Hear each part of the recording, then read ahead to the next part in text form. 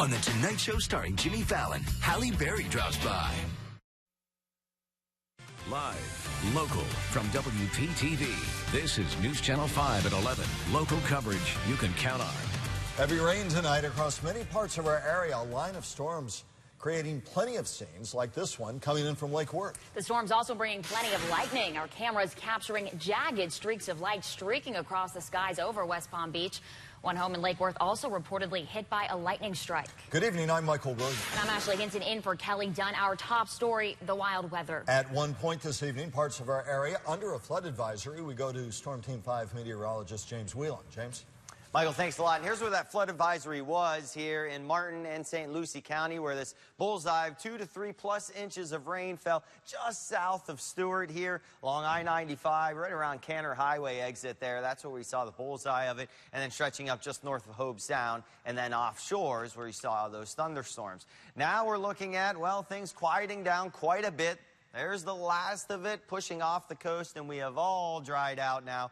And the current temperatures right now are into the middle 70s or so. Not going to cool off much more, but temperatures in the morning, middle 70s, some patchy fog where it rained real hard. And then we'll see some sunshine, and that'll warm things up quite a bit. And again, another round of thunderstorms. We'll talk about that in the complete forecast coming up in a bit. Breaking news, stormy weather making its way across the nation is being blamed for at least 4 deaths tonight. Officials say 3 people were killed when a home collapsed during a possible tornado in Madison County, New York. The mayor of East Syracuse, New York, has declared a state of emergency there. Take a look. I mean, you can see just how strong the wind and heavy rain was as storms rolled through. And at least 1 child was killed, 8 children injured after trees fell at a summer camp in Maryland. New at 11, Israeli defense officials say they're preparing for a possible ground offensive in the Gaza Strip. Israeli rocket fire continues to pound Gaza in an effort to root out Hamas militants, and Palestinian officials say at least 25 people have died in that bombardment. Hamas, meanwhile, boasted of striking deeper into Israeli territory, and 2 Hamas rockets aimed at Tel Aviv were intercepted by Israeli air defenses. Tensions have been high since 3 Israeli teens were kidnapped June 12th in the West Bank and later found dead. That was followed by last week's slaying of a Palestinian youth. New at 11, a local rabbi in Israel is talking to us tonight via Skype as violence erupts around her. And a local dad whose daughter serves in the Israeli army is also speaking out. News Channel 5's Brian Eden is live in Jupiter with that local connection. Brian. There are many people in South Florida who have family members right now in the middle of this conflict in Israel and in Palestine. Here at Temple Bethem, they are praying right now for peace, and they are praying for members of their own congregation who are in Israel tonight. A little bit, yeah. It's disgusting. But no, I'm not.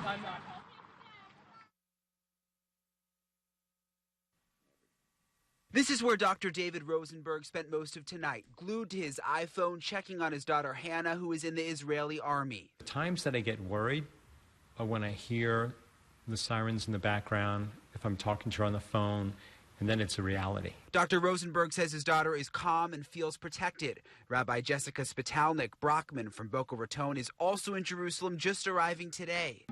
Just about an hour ago, sirens went off in Jerusalem, indicating that there was a rocket being aimed at the city. Rabbi Spitalnik says she had no idea her outreach trip would turn into this. At the hotel where we're staying, they just put under our doors instructions of what to do if an alarm goes off again, that if you're in the hotel, go in the stairwell. If you're out on the street, go into the nearest building. Both the rabbi in the middle of the war and Dr. Rosenberg, worried for his daughter thousands of miles away, saying the same thing. Their love for Israel has never been stronger.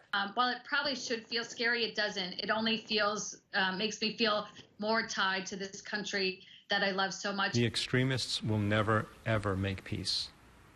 It's up to the people. It's up to the 90% to voice their opinion. And that's what matters. That rabbi telling us again, strangely, she says she does not feel scared. And she says shortly after she hears the alarms, oftentimes she hears explosions, which is Israel's missile defense system actually blowing up those rockets headed for Jerusalem.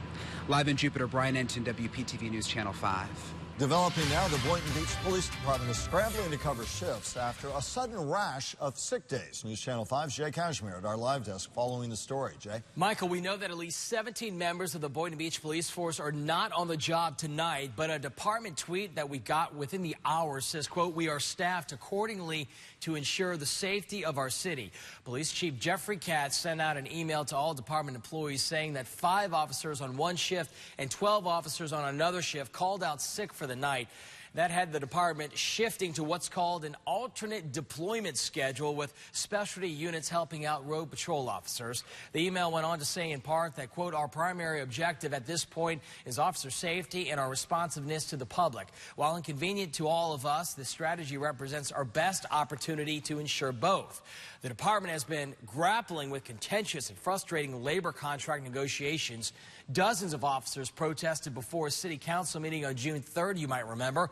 We talked to the local president of the Palm Beach County Police Benevolent Association, who denied tonight sick call-ins were connected to those contract differences.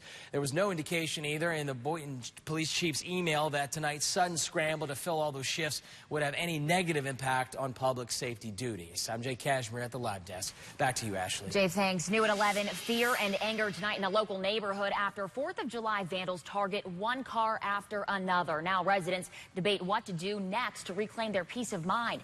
News Channel 5's Dan Corcoran is live in Lake Worth with their stories. Dan? Well, Ashley, what was left behind was flat tire after flat tire after flat tire, all slashed with some type of a sharp object. And that has residents taking matters into their own hands with new security lighting and other security measures. But will that be enough? While you had your attention on more pleasant things, like celebrating the 4th of July, somewhere, some bad things were happening to some good people. Slashed everybody's tires on the street. People like Lake Worth's Holly Ulrich. I wish it wasn't that way, but who, along with a string of neighbors on North B Street. Now that it's wet, I can't see. Ah, it's right there. Is that it?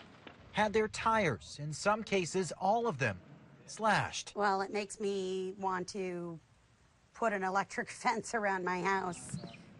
Multiple vehicles, multiple victims, thousands of dollars in damage, leaving some people with no way to get to work. When I noticed the other one was flat, and I looked at these two, and these two were flat.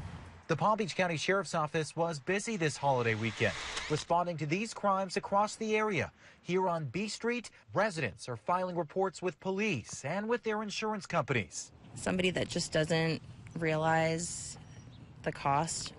Lourdes Rodriguez says seeing her car like this is enough to make her move out. I'm done with this neighborhood. And that doesn't include the... Others will stay and better fortify their homes, wondering about if or when this vandalism could turn into something else. Because this is just one step away from a violent crime. And if they don't respect people's properties, then they're not going to respect people's lives. And PBSO is still investigating this and a number of other cases from the holiday weekend. At last check, no arrests in pertaining to these cases, and that certainly still has some neighbors here on edge. Reporting live in Lake Worth tonight, I'm Dan Corcoran, WPTV News Channel 5. New at 11, Palm Beach Garden residents are expressing their concerns over the waterfront project that could take over a piece of the property where the Panama Hattie's restaurant is located. During the city's first official public meeting tonight in Palm Beach Gardens, developers shared their proposal of using the site for a hotel, offices, and restaurants within the community. But residents say they are concerned about potential traffic problems and overdevelopment that the project could bring. Right now, officials say the project's still in the early stages of discussion, and no votes were taken during this meeting. Village Council members in Wellington discussing the potential purchase of the old executive golf course at the Wanderers Club. City officials say they want to buy the land to protect it from future development, hoping to turn it into a public park. Right now, some neighbors say they're concerned about the golf course being owned by a trust connected to John Goodman, the Polo Club founder convicted of DUI manslaughter in 2012 before he was granted a new trial. The village manager tells News Channel 5 Goodman does not have control of the property. New information about a story you saw only on 5 last night about dozens of local Hilton Hotel employees suddenly losing their health insurance. About 35 employees at the airport Hilton in West Palm Beach were said to be affected by an error that caused some of those workers to lose access to their Humana health care coverage. Well, tonight, management at the hotel says that Humana did, in fact, receive payment from the hotel last month, even though Humana staff had previously told the hotel that payment was not received.